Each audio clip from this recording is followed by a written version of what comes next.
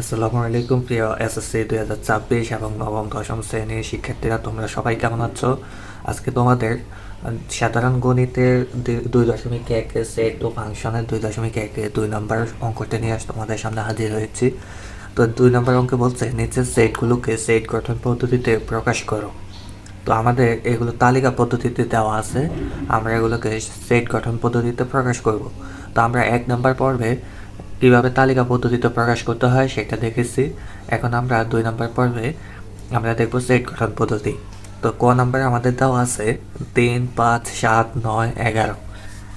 3, 5, 7, 9, 11 দেখো এগুলো কিন্তু সবগুলো স্বাভাবিক সংখ্যা, এবং স্বাভাবিক সংখ্যার মধ্যে দেখো 3, 5, 7, 9, 11 এগুলো কিন্তু প্রত্যেকটা বিজোড় সংখ্যা। 3-এর পরে 5, 5-এর পরে 7 এগুলো প্রত্যেকটা বিজোড় সংখ্যা। তাহলে আমাদের ক নম্বরের যে অঙ্কটা দেওয়া আছে সেটা আমরা কি বুঝতে পারলাম? এখানে স্বাভাবিক সংখ্যা দেওয়া আছে, সেই স্বাভাবিক সংখ্যার মধ্যে আবার বিজোড় সংখ্যা। তাহলে আমরা এটা কিভাবে লিখবো?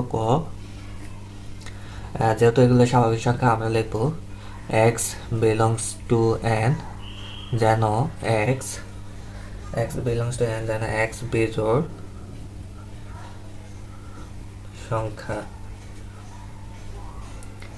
সংখ্যা এবং এবং দেখো এই জায়গায় যে ভুলটা করে স্টুডেন্টরা, এটা দেখো বিজোড় সংখ্যাগুলো আমার একের থেকে বড় কিন্তু 12 থেকে ছোট। তো জিনিসটা বুঝো, এখানে একের থেকে বড় বলছে, একের থেকে বড় দিয়ে বুঝাইছে, মানে একের থেকে বড় বিজোড় সংখ্যা এবং 12 থেকে ছোট তার এর ভিতরে বিজোড় সংখ্যাটা হচ্ছে এখানে। আবার এখানে আরেকভাবে লেখা যায় 10 লেস দেন আর ইকুয়াল 11। তোমরা এই দুই নিয়মের যে কোনো এক নিয়ম যদি পরীক্ষার খাতায় লিখে দিয়ে আসো তাহলে হবে। দেখো এটা প্রথমটা তো বুঝছো, 1 থেকে বড় 12 থেকে ছোট এর মধ্যে বিজোড় সংখ্যাগুলো আমাদের কতে দেওয়া আছে। আবার 2 নম্বরে আরেকটা নিয়ম আমি দেখা দিচ্ছি কি 3-এর সমান এবং 3 থেকে বড় এবং 11-এর সমান 11 থেকে ছোট সেই সংখ্যাগুলো, এরকম বিজোড় সংখ্যাগুলো এখানে দেওয়া আছে। তো এটা হচ্ছে আমাদের ক নম্বরের সমাধান। আমরা এখন খ নম্বর সমাধান করব। আমাদের ক নাম্বার সমাধান হয়ে গেছে। এখন আমাদের খ নাম্বার দেখো, খ নাম্বারে কি দেওয়া আছে? 1, 2, 3, 4, 5 1, 2, 3, 4, 6, 9, 12, 18, 36। তো এগুলো যদি আমি খেয়াল করি, প্রত্যেকটা কিন্তু স্বাভাবিক সংখ্যা।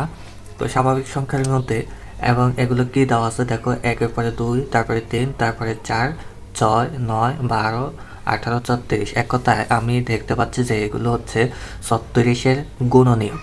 তো আমি কিভাবে বুঝলাম? দেখো 1 দিয়ে 36-এ গুণ করে 36-একে 36 পাওয়া যায়। আবার 2 দিয়ে 18-কে গুণ করে 18 দুগুণে 36 পাওয়া যায়। 3 দিয়ে 3 12 36 পাওয়া যায়। 4 দিয়ে 4 9 36 পাওয়া যায়। বা 6 6 36 পাওয়া যায়। তো আমি দেখতে পেলাম কি এই সংখ্যাগুলো হচ্ছে 36-এর গুণনীয়ক। তো আমি এটাকে কিভাবে লিখবো? খ নাম্বারে লিখবো, এগুলো যেহেতু 36-এর গুণনীয়ক তাহলে লিখবো x belongs to n, কারণ এগুলো সবগুলো স্বাভাবিক সংখ্যা। যেন x হচ্ছে 36-এর গুণনীয়ক। 36-এর গুণনীয়ক। তো এটা হচ্ছে আমার খ নাম্বারের সমাধান। তো আমরা এখন গ নাম্বার সমাধান করব। দেখো আমাদের গতে কি দেওয়া আছে। দেখো প্রিয় শিক্ষার্থী, আমাদের তাহলে ক খ সমাধান হয়ে গেছে। আমরা এখন গ নাম্বার সমাধান করবো। আমাদের গতে কি দেওয়া আছে? 4, 8, 12, 16, 20, 24, 28, 32, 34 এবং 40। তো এগুলো আমি দেখতে পাচ্ছি যে সবগুলো হচ্ছে স্বাভাবিক সংখ্যা। তো স্বাভাবিক সংখ্যার মধ্যে আবার দেখো আমার 4-এর পরে 8, 8-এর পরে 12, 12-এর পরে 16, 16-এর পরে 20, মানে প্রত্যেকবার আমার 4 করে বাড়তেছে। তো যেহেতু 4 করে বাড়তেছে তার মানে আমি বুঝতে পারতেছি এখানে 4-এর গুণিতকগুলো লেখা। তো 4-এর গুণিতক যদি লেখা তাহলে কোথায় থেকে শুরু হচ্ছে? 4 থেকে শুরু এবং 40-এ শেষ। তো আমরা এটাকে কিভাবে সেট গঠন পদ্ধতিতে প্রকাশ করব? দেখো আমরা লিখব তো যেহেতু এগুলো চারের গঠিত, তো আমরা লিখব এক্স বিলংস টু এন, কারণ এগুলো সবগুলো স্বাভাবিক সংখ্যা, যেন এক্স চারের গুণিতক।